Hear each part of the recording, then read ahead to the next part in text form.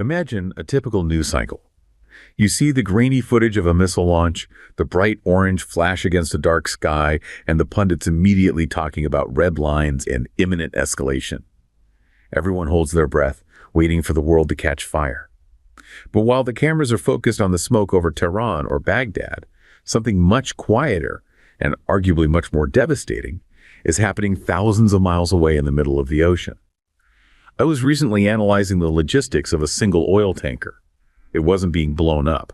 There were no Tomahawk missiles or dramatic dogfights in the clouds. Instead, it was just stopped. A group of officials stepped onto the deck, looked at some paperwork, and effectively wiped tens of millions of dollars off a regime's balance sheet with the stroke of a pen. We've been conditioned to think that the only way to hit a country like Iran is with a billion-dollar airstrike. We expect the fireworks because that's what makes for a compelling headline. But here's the fascinating contradiction. The people in charge of the money in Tehran aren't actually that terrified of a few holes in a runway or a destroyed warehouse. What keeps them up at night isn't the roar of a jet engine. It's the silence of a ship that never arrives at its destination. There's a quiet, almost invisible shift happening in U.S. strategy right now. It is a move away from the high-drama military strikes that dominate the evening news, and toward a surgical maritime pressure that targets the one thing a regime cannot survive without. That's economic oxygen. If you want to understand where this conflict is actually going and why the old rules of war are being rewritten on the high seas, you have to stop looking at the sky and start looking at the water. This isn't just about sanctions. It's about a new kind of precedent that might reshape global stability far more than any bomb ever could. And that is exactly our mission for this deep dive. We're going to move past the headlines and really try to understand this strategic pivot, this quiet efficiency you're talking about. Yeah, and we're going to do that by looking straight into the source documents. We have high-level U.S. maritime strategy papers. We have detailed financial advisories. Right, advisories on the evasion networks. We're going to trace the flow of this illicit money from, the deck of a ghost tanker all the way through these front companies in Hong Kong. And all the way back to Iran's military budget. Exactly. We need to know what those dollars are actually buying and why stopping them out on the open ocean has become the tool of choice. Okay, let's unpack this. We're calling part I the strategic pivot, from kinetic strikes to economic interdiction. And the core idea here, the real insight, is that this kind of maritime pressure is, it's a results-oriented strategy. It's targeting the, and I'm quoting here, physical foundations of a rival state's economic survival. It's just a cold, hard calculation. It's designed to hit the ledger, not the infrastructure. It's a numbers game. It is. I was so struck by this quote we found from a seasoned naval commander. He said his success is now measured not by explosions, but by non-events. All right. A non-event is a win. Exactly. It's a move away from the theater of war, the big show. And towards the logic of a foreclosure. I love that analogy. It's so apt because it just captures the essence of this change so perfectly. How so? Well, it's a complete shift in how you measure success. For decades, military success was about visible destruction. Kinetic effects. You blew something up, you could point to it. You had pictures to show for it. You had pictures. But now success is measured by preventing the enemy from accessing their paycheck. It's about attrition, but a financial kind. And the beauty of this from a strategic perspective, or maybe the terror, depending on your view, is just how quiet and efficient it is. Could you walk us through a specific operation? Let's take the seizure of the Suez Rajan. Why does that one case represent this shift toward what you're calling bureaucratic warfare? The Suez Rajan is a perfect case study. It really illustrates how surgical this strategy has become. This tanker, it was carrying about 1 million barrels of crude oil. The lifeblood of the Iranian state. Absolutely. A multi-million-dollar cargo. And it had been linked directly to entities that were funding the Islamic Revolutionary Guard Corps, the IRGC.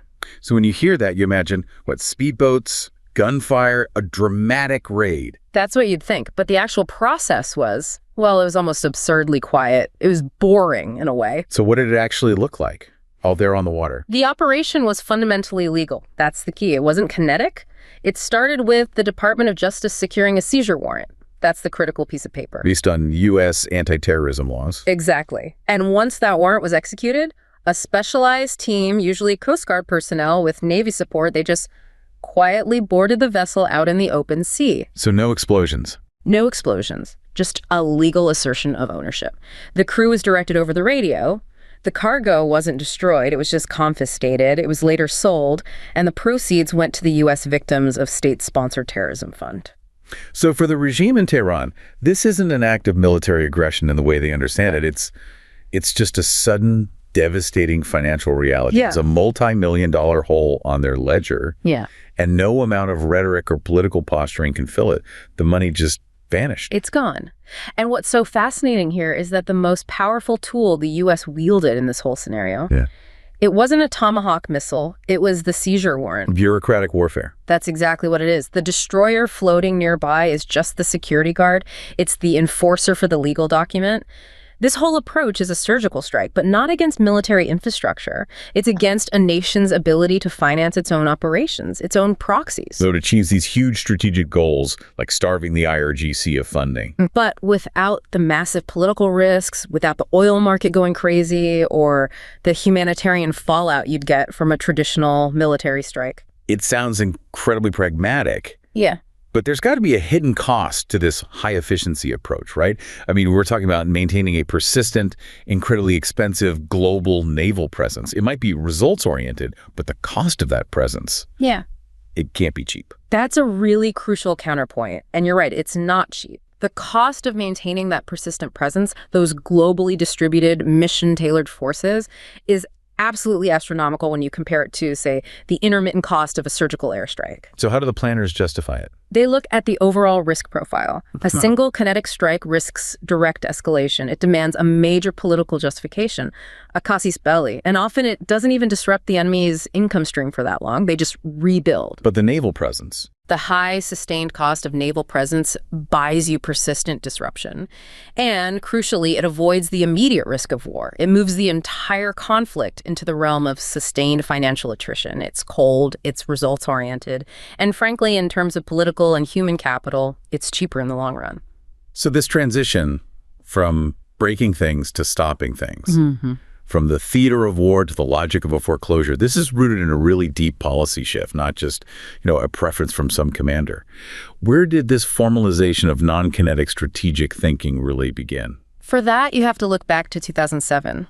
Specifically to a U.S. maritime strategy document called A Cooperative Strategy for 21st Century Sea Power. Okay. This document is absolutely foundational to the approach we're seeing today. And it was historically significant because it was the first strategy ever signed by the leaders of all three major U.S. sea services. So the Navy, the Marine Corps, and the Coast Guard. All three. And the joint nature of that signature meant that the strategy wasn't just about traditional blue water ship-on-ship combat anymore. It was about a comprehensive, coordinated approach to the entire global maritime environment. That right there tells you they were thinking beyond peer-to-peer conflict. If the Coast Guard is signing on to your top strategy document, you're clearly incorporating roles like law enforcement, security, interdiction, right into the core mission. Precisely. The strategy consciously made a very clear break from the old Soviet-centric language of the 1986 strategy. That one was almost entirely focused on major fleet engagements in the North Atlantic. The Cold War mindset. Completely. The 2007 document reframes sea power. It frames it primarily in terms of preserving the global system of connected economies. They acknowledge this essential fact. 90% of the world's commerce, its vital goods, its energy, it all depends on the maritime commons. So any disruption, whether it's from terrorism or piracy or illicit finance, it has a global impact that can cripple civilization. Right. And within that document, the goals themselves changed. I recall you pointing out that it explicitly raised the prevention of war to a level equal with the conduct of war. Yeah, that's the strategic pivot right there on paper. It fundamentally altered the mission statement. And you see this formalized in the 6 core capabilities they outlined. They kept 4 traditional Cold War staples forward presence, deterrence, sea control, and power projection. But they elevated 2 entirely new capabilities to core status for the 21st century. And those were maritime security and humanitarian assistance disaster response. Exactly. And maritime interdiction and enforcement, which is the heart of our discussion, falls directly under that banner of maritime security. So it shows this purposeful structural shift toward non-kinetic tools. The primary function of sea power in this new view is to protect the global financial and resource system from illicit actors. Which requires that persistent, localized law enforcement capability integrated with massive naval power. And to carry out that persistent enforcement, you need that persistent global presence you mentioned earlier. The strategy talks about a dual posture, right? Yes. It requires regionally concentrated, credible combat power. That's your heavy metal. Your aircraft carriers, your expeditionary strike groups. They're focused in two key theaters, the Western Pacific and the Arabian Gulf Indian Ocean. That's to deter peer competitors or major state aggression. But it balances that with the other key posture, globally distributed, mission-tailored maritime forces. And that's the key for economic interdiction. You need those smaller, more flexible, globally distributed forces. You need them integrated across Navy, Marine, and Coast Guard capabilities to maintain that persistent presence. You can't just issue a seizure warrant from Washington, D.C. You need a ship and a team ready to quietly execute a boarding thousands of miles away, 247. So to summarize this first part, we can really say that maritime enforcement is now serving as this high-efficiency tool of state capacity. It achieves these major strategic goals, like disrupting an adversary's funding, by marrying a sophisticated legal and financial infrastructure, the seizure warrant, with that persistent physical naval presence. It's targeted, sustained attrition, all without the massive kinetic cost. Precisely. And now that we understand the strategic mindset driving these operations, we have to look at the immense economic battlefield itself. What exactly is this new strategy targeting, and what does that target even look like? Okay, let's move into part 2. The economic battlefield, Iran's illicit financial network. Yeah. It's vast, it's intricate, and it's absolutely vital to the regime's survival. So to begin, we need to establish the stakes. Why is seizing oil so critical? The stakes are, well, they're the fundamental stability and the projection of Iranian power. Iran's oil and petroleum exports are the regime's single largest, most crucial source of revenue. Full stop. And this money isn't just going to, general welfare or infrastructure. Not at all. It's the direct funding pipeline for their armed forces, and critically, for their terrorist partners and proxies across the entire region. Hamas, Hezbollah, the Houthis, Palestinian Islamic Jihad, militias in Iraq and Syria. We have some pretty concrete budget estimates that make this connection startlingly clear. We do. And the recent figures show a deliberate and massive allocation of oil revenue directly to their military entities. We're looking at a fourfold dollar increase in oil allocations, specifically directed to Iran's armed forces. A fourfold increase. Yes. We are talking about revenue that exceeds $10 billion annually. That's over 500,000 barrels of oil per day, specifically allocated to military entities like the Ministry of Defense and Armed Forces Logistics, MODAFEL, the Armed Forces General Staff, AFGS, and of course the IRGC Quads Force. So these aren't just general budget lines. This is a direct pipe of energy revenue straight into military power. Exactly. And when you project that forward, the picture gets deeply concerning. By the end of 2025, over half of Iran's total oil proceeds will be allocated directly to its armed forces and related security agencies. Over half. Over half. And the staggering allocation is happening while the Iranian population is facing significant economic hardship, hyperinflation, shortages. This decision to prioritize the military machine means that targeting that oil revenue is a direct attack on their capacity to project military and proxy power. It makes it the most efficient pressure point you can find. And this all really stems from the U.S. reimposition of sanctions back in 2018. That single event, more than any kinetic action, created the immediate necessity for Iran to devise these massive global smuggling and money laundering networks just to stay afloat. Absolutely. The country was cut off from legitimate international finance basically overnight. They had to get creative and they had to do it fast. Yeah. As of April 2025, Iran exports roughly 1.6 million barrels of petroleum a day. Just to put that in perspective for everyone. To put that in perspective, that's about 80% of what the entire United Kingdom consumes on a daily basis. It's a huge amount. And the overwhelming majority of that, nearly all of it, goes to a single destination, China. Why China? And why are they getting it at a discount? Because the risk is so high. To successfully sell this oil despite the sanctions, it has to be sold at a significant discount. We're talking often $15 to $20 below the market price. That's what makes the risk worthwhile for the buyer. And these buyers are? Primarily small, independent oil refineries in China that are referred to colloquially as teapot refineries. They are the end customers who are willing to deal with the risk and the opacity involved in handling sanctions-evading oil. Okay, so now let's talk about the physical manifestation of this evasion. Let's talk about the shadow fleet. When we say ghost ships, we are talking about a massive physical network designed purely for obfuscation and risk mitigation. The Shadow Fleet, or Ghost Fleet, or Dark Fleet, it goes by many names, is this huge network of vessels designed to move illicit oil outside the view of global tracking authorities. And these ships, they're often old, poorly maintained, and characterized by these incredibly opaque ownership structures that are specifically designed to defeat standard compliance checks. And the U.S. is going after them. Relentlessly. Since the sanctions were reimposed, Treasury and the State Department have blocked over 350 of these vessels from the global trade system. Who is actually running these ghost ships? Who owns them on paper? Well, they're owned or managed by scores of front companies operating outside of Iran. They're largely based in the UAE and throughout Southeast Asia.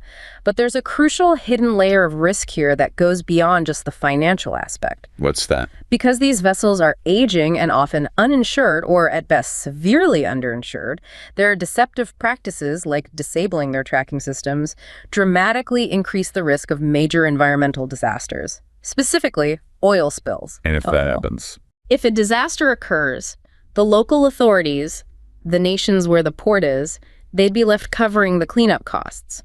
So this sanctions evasion strategy is actively externalizing safety and environmental risk onto the entire global community. And the deceptive shipping practices themselves are layered and pretty sophisticated. Can you detail some of the tactics they use to mask the origin and destination? The goal is constant confusion. So they frequently change the vessel names, sometimes every few months. They're constantly shifting the nominal ownership, shuffling the vessel between various front companies on paper. They engage in frequent reflagging, moving the ship's registration to different jurisdictions, sometimes even using a false flag to imply a nationality that isn't accurate. That seems like an enormous amount of paperwork just to move a shipment of oil. It is. They're falsifying cargo and vessel documents constantly. But the most common and maybe the most immediate deceptive practice is disabling or manipulating their automatic identification systems, the AIS. This is what causes them to go dark on the world's shipping maps. And that's how they get the name ghost ships. That's exactly it. And once they get the oil near a buyer, they have one final layer of obfuscation. Which is? The blending and the ship-to-ship, or STS, transfer. To avoid bringing the sanctioned oil directly into a port, they'll often engage in transfers out on the high seas. And to further disguise the illicit origin, they might blend Iranian oil with oil from a third country. This creates a new product that is then relabeled as having a non-Iranian origin. And there's a specific term to watch out for. Yes. The most notorious label that financial institutions are specifically warned about seeing in shipping documentation is Malaysian blend. It's an immediate red flag that indicates a possible illicit Iranian origin. Okay, so that's the physical evasion happening at sea. But the money generated from these discount oil sales, it still needs to be moved, laundered, and converted into usable currency or eventually into weapons components. That's where the shadow banking networks come in. This is where the battlefield shifts from the ocean to the digital ledger. And this is the financial core of the entire operation. It happens through these complex, multi-jurisdictional networks. They're comprised of exchange houses, trading companies, and foreign front companies. These networks exist for one reason: to enable sanctioned Iranian entities like Naval and the IRGC to access the international financial system to get the dollars they need, while simultaneously obscuring the true origin of the funds and who the ultimate beneficiaries are. So what does the typical structure of one of these networks look like based on the FinCEN and Treasury advisories we've seen? The Iranian exchange houses function as the central clearing hub. They manage dozens, sometimes hundreds, of front companies and trading companies that are registered in key third country jurisdictions. Like where? The UAE and Hong Kong are the primary locations. They often exploit the opacity and the commercial anonymity you can find in their free trade zones. These front companies then establish bank accounts outside Iran, usually non-resident accounts. And this system allows the sanctioned Iranian entities to receive funds from those teapot refineries and then make international payments without ever having to repatriate the money back to Iran. Because that would expose it to the regulated Iranian central banking system. Exactly. It keeps the money offshore and out of sight. So if you are a compliance officer at a major international bank, what are the specific red flags that you're being told to watch out for to spot this kind of illicit activity? Financial institutions are looking for something called transaction layering. This means you're observing funds that move through multiple, seemingly unrelated exchange houses and trading companies in very quick succession. And these exchanges often add non-customary fees that don't align with standard commercial practices. which is a telltale sign that the movement itself is the primary goal, not efficient commerce. Precisely. And then there's the identity of the companies involved. What are they looking for there? They're looking for forged documents used to conceal the identities of the ultimate purchasers or beneficiaries. And there's an extremely specific typology that's become very common. Recently incorporated Hong Kong-based companies, often with little to no genuine web presence. Okay. And these companies are utilizing Chinese non-resident bank accounts, so accounts held in mainland Chinese banks but controlled by non-Chinese entities, to send large, often round-dollar payments to UAE general trading companies, many of which are registered in those free trade zones. If you see these massive transfers and they lack any clear underlying business purpose or commercial justification, it is a near certain signal of illicit activity linked to sanctions evasion. That level of detail brings the threat right down to the specific transaction. To really understand the sheer scale of the money we're talking about, let's use the June 2025 OFAC designation as a case study, the Zaring-Hallam network. The Zaring-Hallam network is a perfect microcosm of the entire system. This action targeted 3 Iranian brothers, Mansour, Nasser, and Fazlollah Zaring-Hallam. They controlled a constellation of Iranian exchange houses. So they were basically running a global treasury for Iran's illicit oil sales. Essentially, yes. They oversaw this sprawling network of front companies, primarily operating out of the UAE and Hong Kong. And what were the results of this operation? What did this network accomplish? This one network laundered billions of dollars through the international financial system. Billions. Flowing directly from discounted oil and petrochemical sales.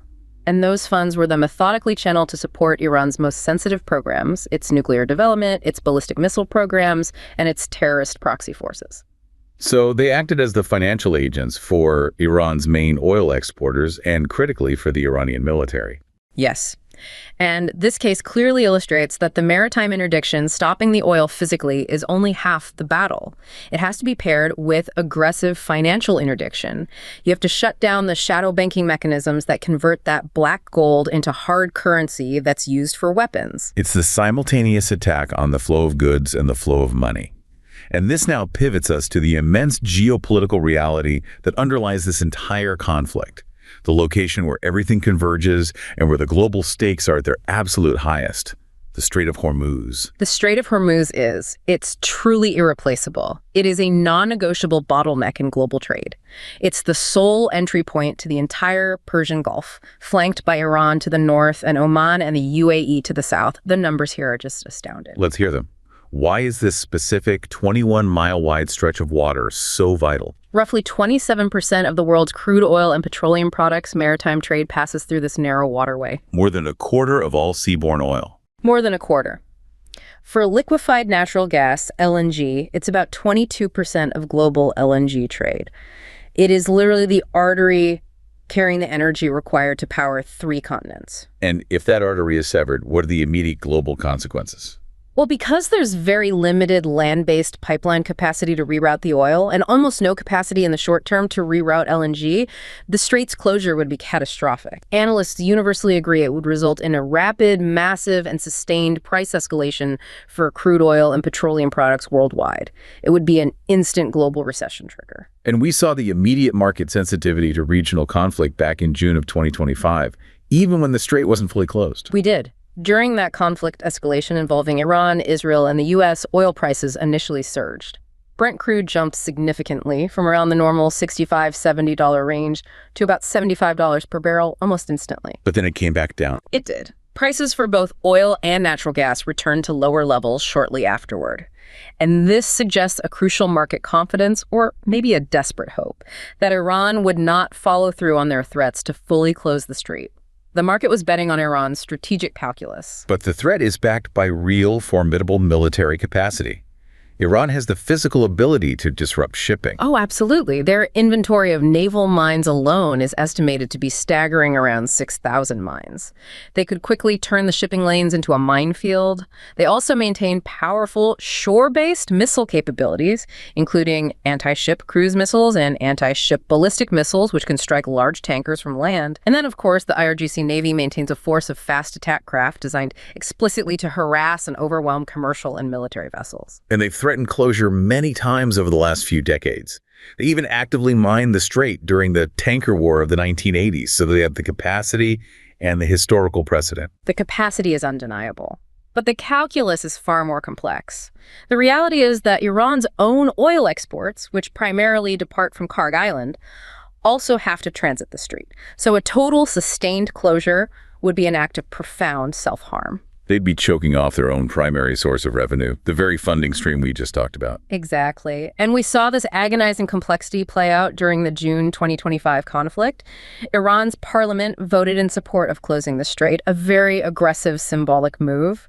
But the final decision required layers of approval from the Supreme National Security Council and the Supreme Leader. What happened? Well, Iran ultimately did not appear to take full kinetic action to disrupt shipping during that conflict. This was despite U.S. officials reporting that they interpreted some IRGC Navy movements as preparations to mine the strait. And this raises the crucial strategic question for us. Was Iran unable or simply unwilling to close the strait? Let's explore both sides of that coin. Why might they have been unable? Inability could stem directly from the military blows they took during the conflict. Specifically, the targeting of their military chain of command, certain missile capabilities, and their command and control centers. If their capacity to coordinate a major integrated mine-laying and missile-launching operation was degraded, they might have simply been prevented from acting. And why might they have been unwilling? That speaks to a much deeper strategic calculation. Unwillingness suggests they deliberately chose to avoid certain catastrophic outcomes. The first and most obvious is avoiding a direct, massive U.S. military response, which any closure would certainly trigger. Sure. Second, they've recently invested very heavily in improving relations with their Gulf neighbors, like Saudi Arabia and the UAE. Closing the strait would immediately alienate these neighbors. It would devastate their economies and ruin years of diplomatic effort. And the third reason? Third, and arguably most important, avoiding alienating their single largest customer, China. China needs that oil. And disrupting the flow would severely damage a relationship that is vital to Iran's economic survival. The decision to risk the global economy, that's a tough one, even for a regime that's seeking maximum leverage. That calculus moves way beyond a simple desire for revenge or escalation and into pure economic self-interest. But the disruption to the global economy when these choke points are merely threatened isn't theoretical. It affects people far, far away from the conflict zones. This is the perspective of what we can call the collateral damage. Right. And we need to remember that the human consequence of maritime instability extends far beyond the price of gasoline in the West. We saw this through the perspective of this man, Aris, an operations manager at an industrial park in an emerging economy. His focus wasn't geopolitical chess or the supreme leader's latest rhetoric. It was the specific price of heavy fuel oil that he needed to keep his textile furnaces burning and his factory operational. And the moment the gray market supply chains he relied on fractured, either because of a seizure of a tanker like the Suez Rajan or increased threat levels that skyrocketed insurance premiums, he described the long silence in the factory. That's the machines powering down, the production stopping.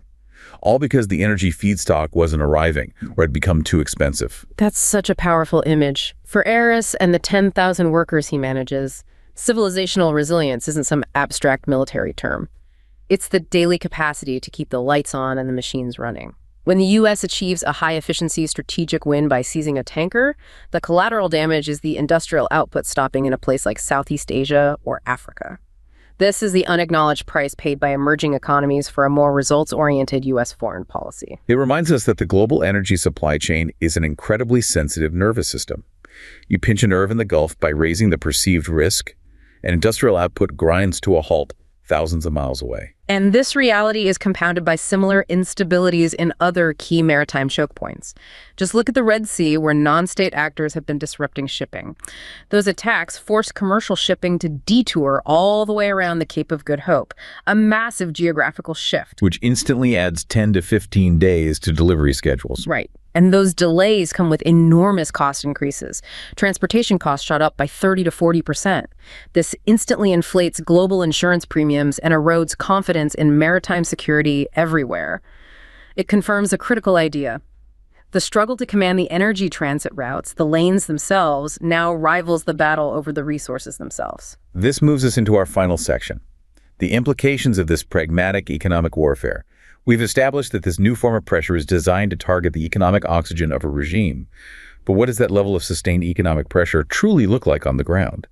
To understand the full, devastating depth of this strategy, we have to look at an analogous situation where economic warfare was taken to its extreme: Venezuela. The crisis in Venezuela provides a really harrowing case study. It's often simplistically framed as the inevitable result of policy mismanagement or socialism. And while internal incompetence certainly played a role, analysts like Geomar stress that the humanitarian catastrophe was severely exacerbated by what he termed the brutal and murderous sanctions regime that was instituted by the U.S. And this regime started under the Obama administration, but it was intensified significantly by the Trump administration in 2017. What were the documented effects of this targeted economic pressure on the civilian population? The effects were profoundly disturbing and highly specific. An economic analysis conducted by Mark Weisbrot and Jeffrey Sachs concluded that the cumulative weight of the sanctions led to an estimated 40,000 deaths in 2017-2018 alone. 40,000? 40,000 deaths. This wasn't military action. This was purely economic action. That figure brings a chilling reality to the term surgical strike on a nation's ledger. The core lesson here is critical to understanding the stakes of the maritime pressure we've been discussing on Iran. The sanctions became, in effect, a total blockade against Venezuelan oil. It made it impossible for them to produce or sell the crude necessary to acquire basic essentials on the international market, things like food and medicine. The goal was political. The goal of the sanctions was political, to drive down support for the regime, but the means used created a massive humanitarian crisis. Targeting the economic oxygen of a state is not a bloodless endeavor, even when no missiles are launched. It creates a profound crisis, and the population, not the elite leaders, bears the immediate, massive cost.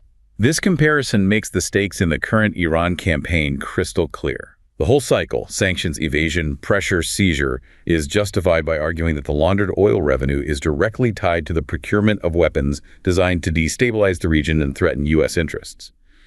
We have to follow the money from the shadow banking networks to the actual military acquisition. That's right. Iran uses this laundered oil revenue to procure crucial weapons components, dual-use goods, and chemicals for its advanced military programs. This specifically includes their massive ballistic missile inventory, the largest in the region, and their burgeoning, highly successful unmanned aerial vehicle, or UAV, programs. The money is flowing straight into systems designed to project asymmetric power. We have a clear example of this link with the Sahara Thunder case study. Sahara Thunder was not a military unit. It was the main front company created for the Ministry of Defense and Armed Forces Logistics, Moda AFL.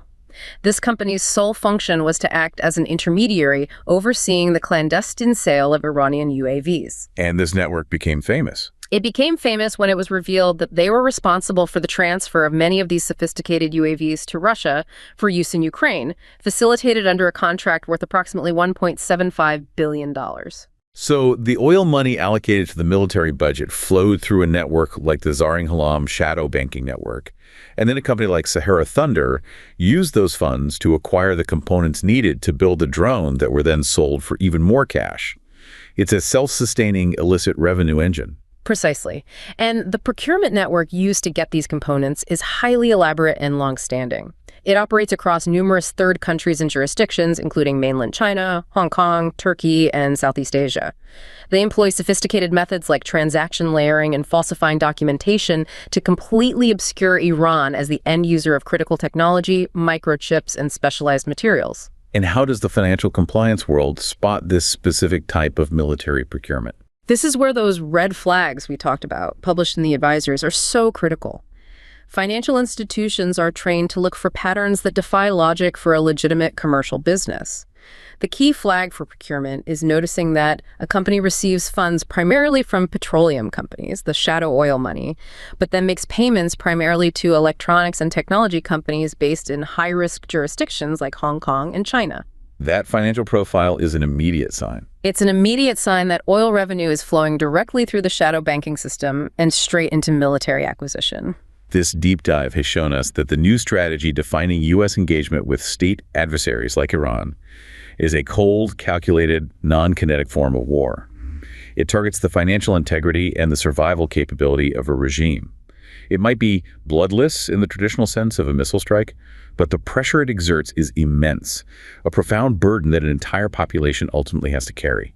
We moved from the macro shift in military strategy, from focusing on winning kinetic wars to prioritizing the prevention of economic and global disruptions, all formalized in that 2007 maritime strategy, into the micromechanics of illicit finance. We traced the flow of illicit money through the shadow fleet and these complex shadow banking networks that allow Iran to fund its military and proxies.